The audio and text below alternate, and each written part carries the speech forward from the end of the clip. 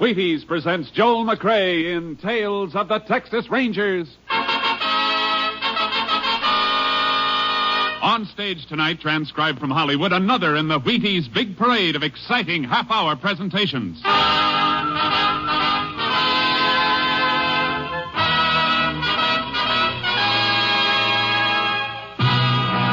Tales of the Texas Rangers, starring Joel McCrea as Ranger Pearson. Texas, more than 260,000 square miles. And 50 men who make up the most famous and oldest law enforcement body in North America.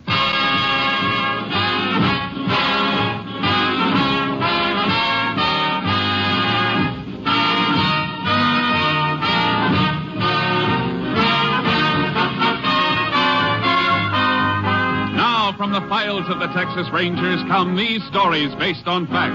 Only names, dates, and places are fictitious for obvious reasons. The events themselves are a matter of record.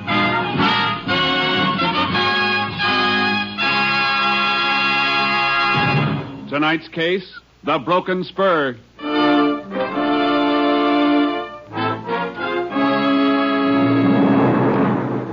Saturday night, June 5th, 1948. The time, 10 p.m. On a small ranch 10 miles south of Cranston, Irwin County, Texas, Milton Thomas was counting a large sum of money, preparatory to locking it up for the night. As he was counting, his dog Rags appeared to be nervous. Thomas tried to quiet him. Rags, stop that. You're making me count wrong. 50, 100...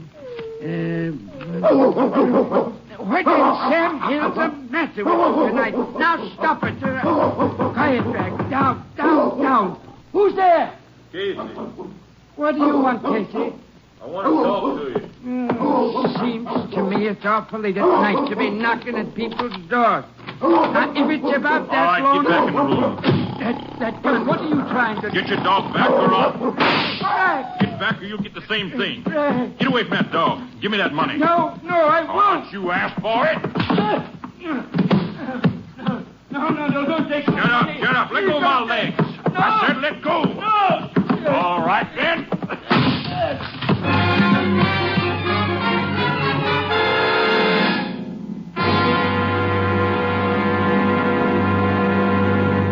Tales of the Texas Rangers will continue in just a moment. If you've got a job to do tomorrow, partner, get your Wheaties. Sure, Breakfast of Champions is for you, just like it's for Ralph Kiner, pride of the Pittsburgh Pirates. You may not play ball for a living, but whatever your job is tomorrow, you can do it better on a better breakfast. And it's a better breakfast you're starting with Wheaties. There's a whole kernel of wheat in every Wheaties flake. Yes, whole wheat. Good, sound, whole wheat. Plump and ripe and bursting with vitamins and minerals and protein for your vitality, your energy, your working power. So tumble the Wheaties out of the package, pour on the milk, put on the fruit, pick up the spoon, and smile. You're eating good to be feeling good. Breakfast of Champions for people who are going places. Are you ready? Try 'em. See how Wheaties at 7 can help at 11.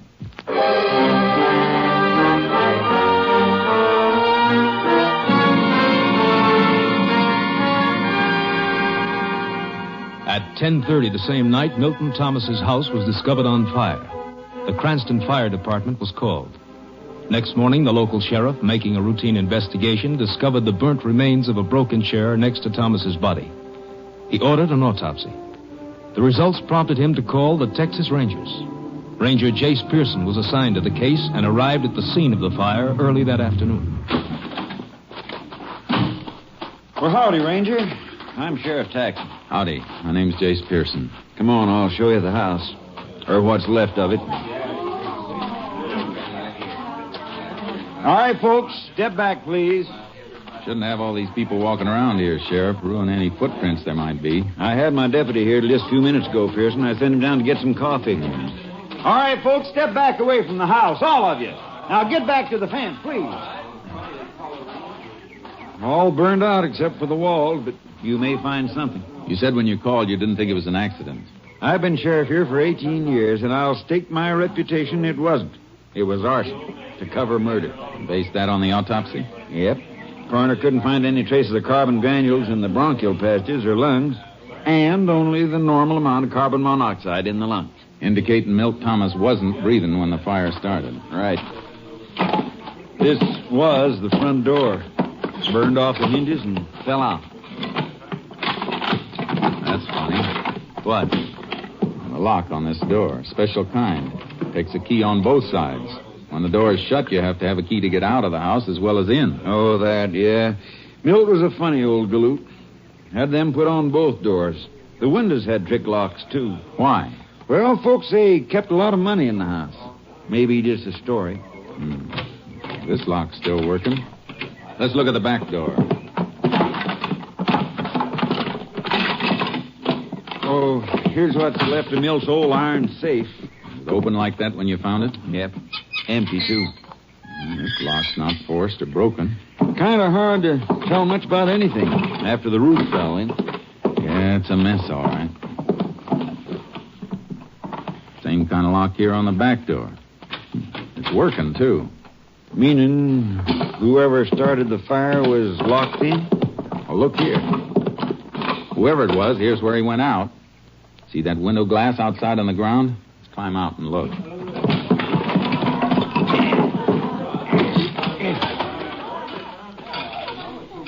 See? The heat didn't break it. It's not crazed. It was knocked out from inside. And do you think the killer was trapped inside? Could have been, after he set fire to the place. How about footprints, Sheriff? Oh, there's thousands of them. Volunteer firemen tramping around all during the fire. Wait, here's something. Huh. Looks like a spur rowel. That's exactly what it is. Broken off a spur. Right below where the window was. Maybe busted off by a man jumping out the window with his tail feathers on fire? Maybe.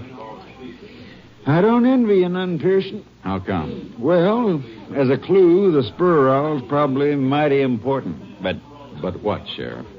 I was just thinking. There probably ain't over 10 million spurs in the state of Texas with rowels just like the one you got there in your hand. Well, your figure may be a little high, Sheriff, but I get your point. Hey, Jack. Yeah, what do you think you're doing, Jack? What's the matter, Sheriff? You know darn well what's the matter. I told you to keep back. I was just looking around. Well, stop kicking around those ashes. And the rest of you. That's evidence you're tramping on. We didn't mean no harm. Now listen, all of you. It's the last time I'm going to tell you. How'd you like it if we thought one of you was the criminal, coming back to the scene of the crime and deliberately trying to destroy evidence? Oh. Okay, then, get back or get off the property altogether. Books say that's generally not true, Sheriff. Huh? About the criminal in the scene of the crime. Happens only once in 1,000 times. Oh, I know it. I just want to throw a scare into him. I see. Oh, by the way, who was that fellow you were talking to? Him? His name's Casey. Jack Casey.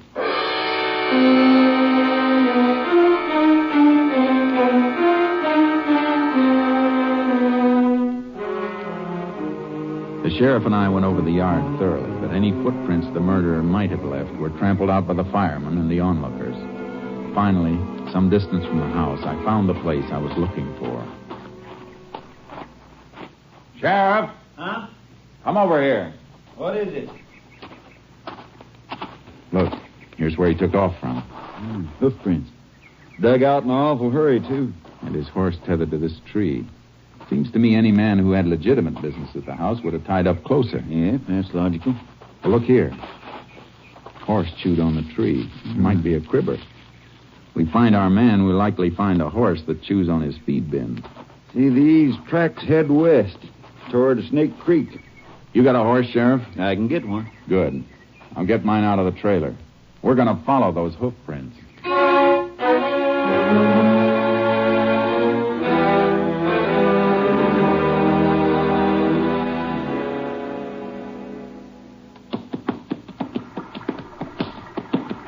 Hold it, Sheriff.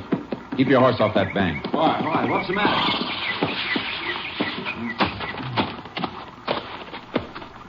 Boot prints. Good, fresh ones. Oh, I thought for a minute you'd seen a moccasin. This stream's full of cottonmouths. I'll take my kit and make some plaster molds of these prints. He dismounted here and led his horse across. Yeah, probably afraid of slipping on those flat, mossy rocks. Small foot, about size 7 or 8, I'd say. Odd track pattern, too. Not likely he was toting a heavy load. Probably a fat man. Fat? Yeah, look at his tracks. Deep, even in the dry places. I make tracks as deep as those, way over 200, but I ain't exactly fat. No, you're not fat, Sheriff. But what size boot do you wear? 11 and a half. You ever see a man your height make a footprint this small? Come to think of it, I don't suppose I ever did. Oh, wait a minute. That man who was poking around the ashes back at the house. Casey, was it? Yeah, Jack Casey. What about him? He's fat.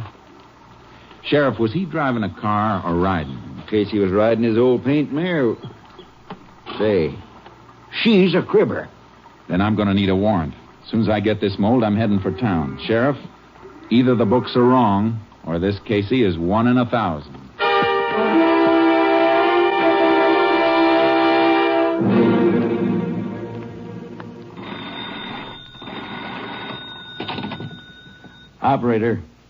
Operator, this is Jack Casey again. What about that call I've been trying to get through for the last hour and a half? Yeah, Money, Texas, the Delta Sawmill Company. I know it's Sunday, but somebody's bound to be... Who's that? Oh, Jack! What are you doing with that gun? Oh, it's you. Operator. Hello, operator. You said you'd call me back every 20 minutes. It was over half hour last time. Well, keep trying. Jack, who are you trying to call? And what are you doing with your shotgun? Leave me alone, Martha. Where you been since noon? You were supposed to meet me at the Tate's for dinner. I know it, but... Who's that? Who is it? Texas Ranger. What? Jack, what have you done? Put that gun away. Get in the back room. You ain't fixing to shoot him, are you? If I have to... Jack, don't do it. Please, Jack, don't be... Hold it, Ranger. Stay where you are. Put that gun down, Casey. You're not coming in here. I got a warrant here says I can. And I am. Jack, put it down. Let go of that barrel. Grab it, Ranger. Give me that.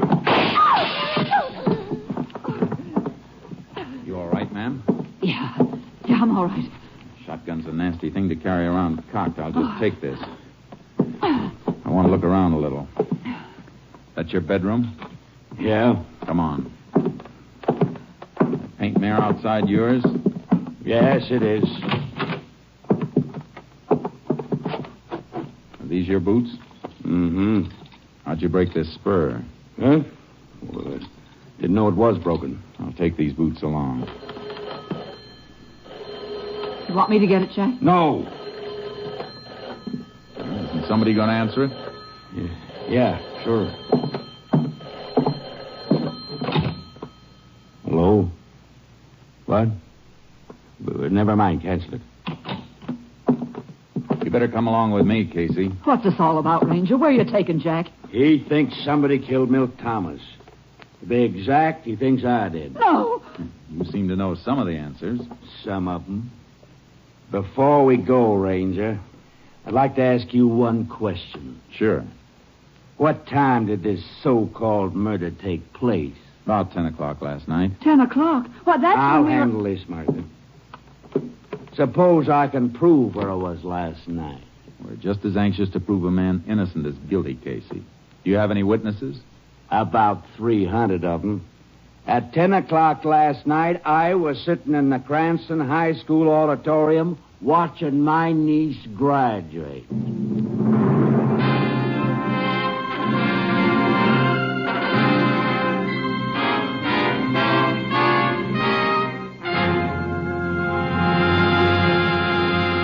In just a moment, we continue with Tales of the Texas Rangers starring Joel McCrea as Ranger Jayce Pearson. If a man rides herd on 100 head of cattle all day, first he needs his Wheaties.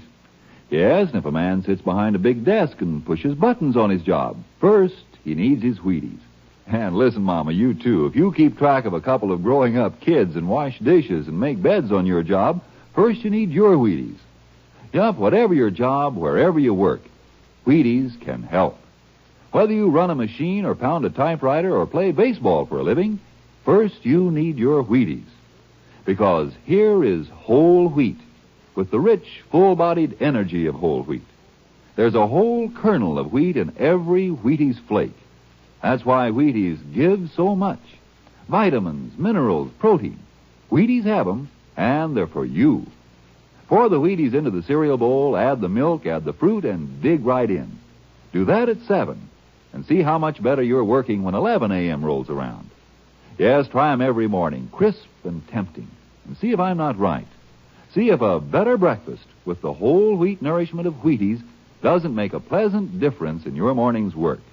See if milk, fruit, Wheaties isn't honest and truly breakfast of champions. See yourself how Wheaties at 7 can help at 11.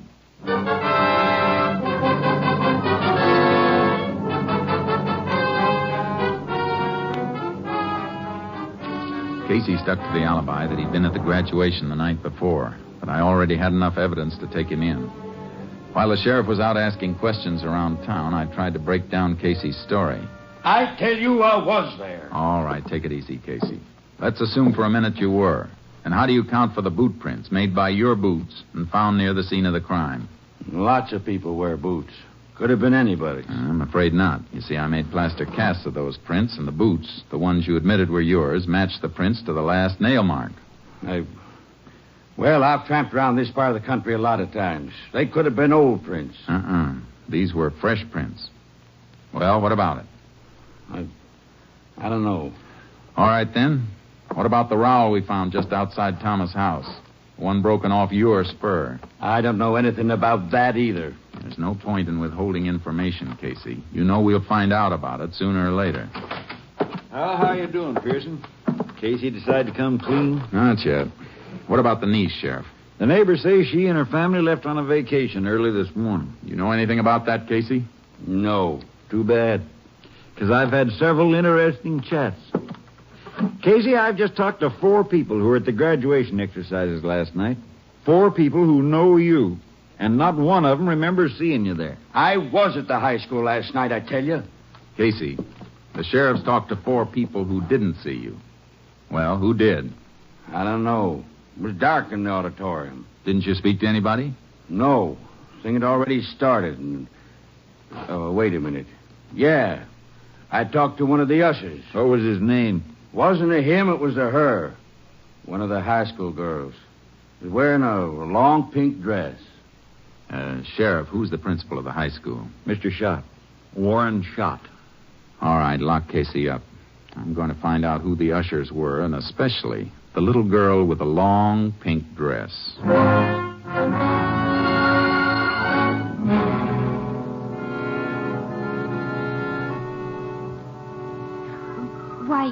Why, yes, sir. I remember Mr. Casey being there with Mrs. Casey. Are you sure, Ella May? This is very important. Well, sure, I'm sure. They came in late and had to wait until the invocation was over. And then he asked for an aisle seat. He said he couldn't climb over people. He's so... well, you know. Yeah, I know. And he didn't leave at any time during the exercises? Not until near the end. They left just before the recessional while everybody was standing and singing the class song. What time was that? Oh, a few minutes before 11. All right.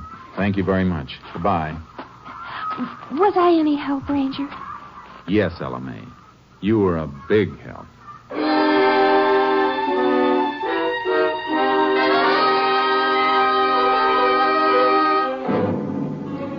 I was stuck. It looked like I was going to have to release Casey. Then I remembered something. The phone call that came in while I was out at Casey's place. The one he'd been reluctant to answer. I dropped by the Cranston telephone office. This is the call you wanted, Ranger. What was it?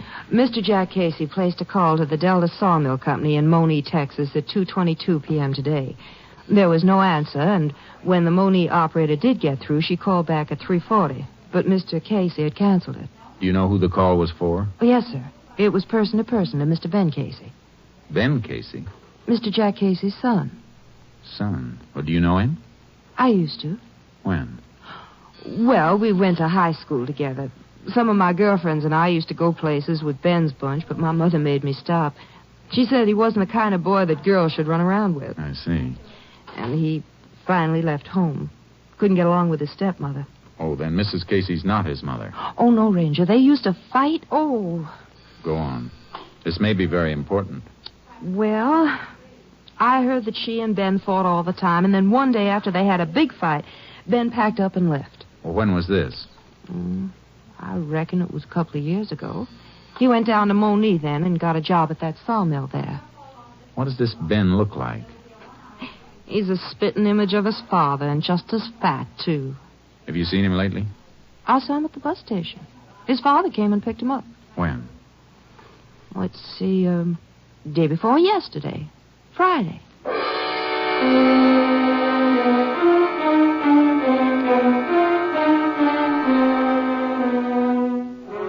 There was no doubt now why Jack Casey wasn't talking.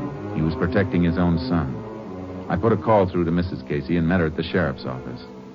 I ain't saying this because he ain't my flesh and blood, Ranger, but Ben's bad through and through. I might have knowed he was the one killed Milt Thomas. Mrs. Casey, tell me about Ben. He came in Friday, didn't he? Yeah. Come in on the bus and stayed over Saturday. He wanted to borrow money. He's always broke. Gambles. That's right, Pearson. Picked him up a couple of times for gambling. Go on, Miss Casey. Well, like I say, he wanted to borrow $50 from Jack, but Jack didn't have it. He just paid off a note to Milt Thomas, and he was kind of strapped. Oh, your husband owed Thomas money? Yes, but it was the last payment. Jack was joking about how Thomas always wanted cash money, didn't trust checks. Did Ben hear him say this? He sure did, Sheriff. And then he sulked around all day Saturday until we was getting ready to go to the commencement that night. And just before we left, he said he was going to use Jack's horse to go for a ride. At night? Yeah, seems strange to me, too. And then he asked could he borrow a pair of Jack's boots. He was wearing flat-heel shoes. They wear the same size? Oh, have, ever since I can remember. Well, anyway, we went on to the graduation. And when we got home, the mare was in the barn, still saddled, all sweaty. Looked like she'd been run almost to death. And Jack's boots were tossed on the floor, and Ben was gone. All right, Miss Casey. That's all for now, and thanks. You're welcome. Come on, Sheriff. We're going on a little trip.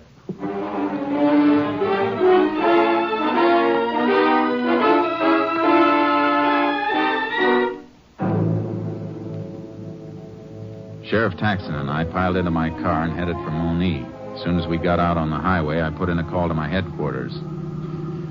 Unit 10 to KTXA. Unit 10 to KTXA. KTXA to Unit 10. Go ahead, Unit 10. Unit 10 leaving Cranston State Highway 22 en route to Moni. Investigating murder suspect believed in vicinity of Delta Sawmill. Will keep KTXA informed. Unit 10, 10-4. Okay. KTXA, Austin. KTXA, Sheriff, Austin, you know young Casey by sight, don't you? I watched him grow up. Good.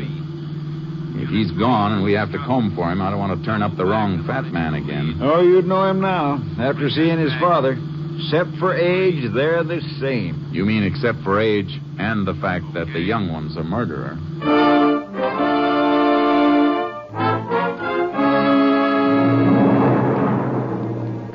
When we reached the sawmill, the moon was up. A full moon. There was a light burning through the window of one shack at the edge of the camp. We pulled up there and got out of the car and went in.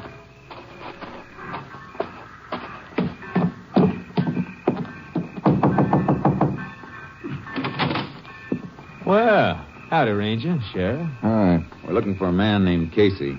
Ben Casey? Yeah, you around? I don't know for sure.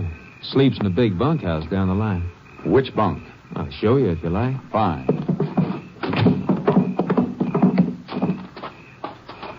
Sheriff, maybe you better take a look through the mess hall. A fat boy like him might be fixing a late snack. If you don't find him, come up and meet me. And if you do find him, call me before you try and take him. Right. Bunkhouse is this way. No light in the place. Well, some of the boys was going into town for a moonlight dance. Don't know if Ben went with them or not. Has he been packing any money that you know of? Well, yeah, come to think of it, he had quite a bit. Said he hit it lucky in a dice game and that... Well, he did get it in a dice game, didn't he? If he did, the other fellow never got a chance to roll them. Oh? Well, here we are.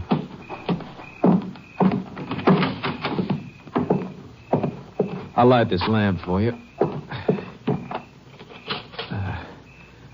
Ben sleeps in that third bunk on the right. Thanks. I'll wait for him. All right, I'll get back to my books and just entering a shipment that's being hauled out tonight. That's why you found me working. Go ahead. But if you see Casey, don't mention I'm here. The foreman went back to his shack, and I ripped Ben Casey's bunk apart. There was nothing in the bunk or the covering. I dragged the footlocker out from underneath and was bending over it when... All right, Ranger. Up with it, and don't turn around. They're up. What are you doing here? If you're Ben Casey, you know what I'm doing. This is the end of the road, boy. I'll take that lantern. I'd be careful with that, Ben. Remember what happened the last time you dropped a lantern? You're pretty smart, ain't you, mister? But I'm smart, too. Here's a present for you.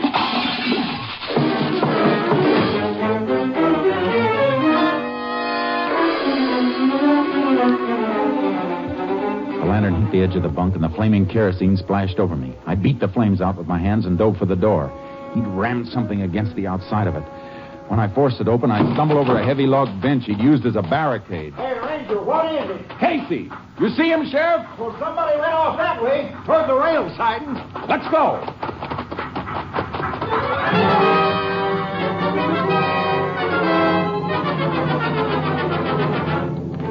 We spotted him swinging up the side of a flat car as the train hit the main line and started to roll.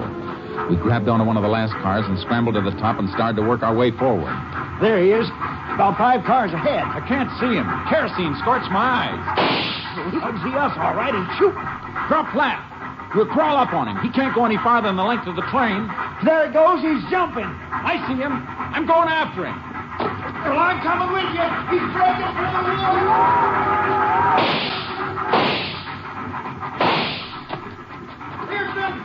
Pearson, you all right? Where are you? Get down, Sheriff. Stop.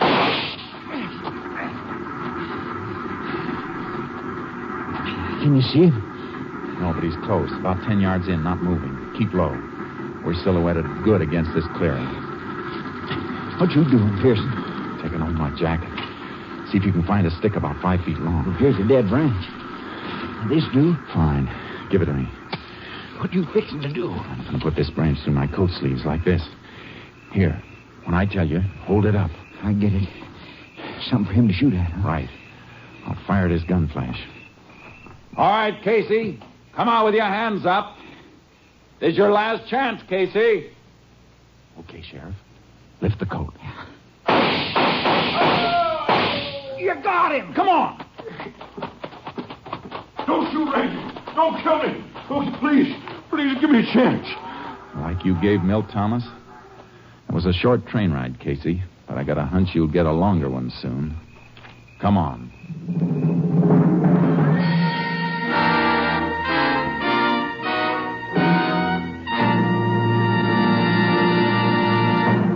Ben Casey confessed to the murder of Milt Thomas. On August 2nd, 1948, he entered Huntsville Penitentiary. His sentence, life imprisonment.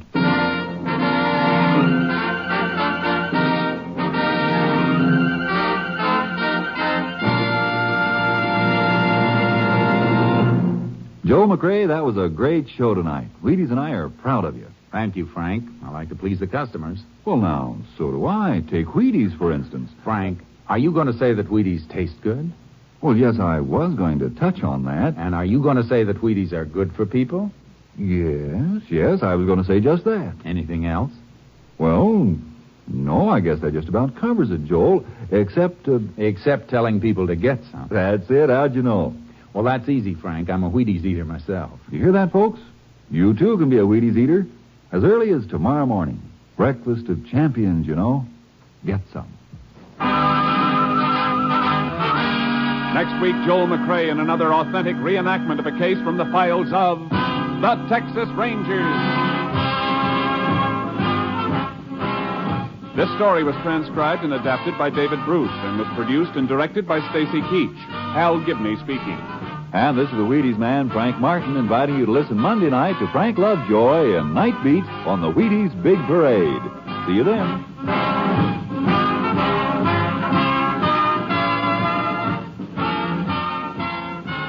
Tomorrow there's good listening with the Summer Symphony on NBC.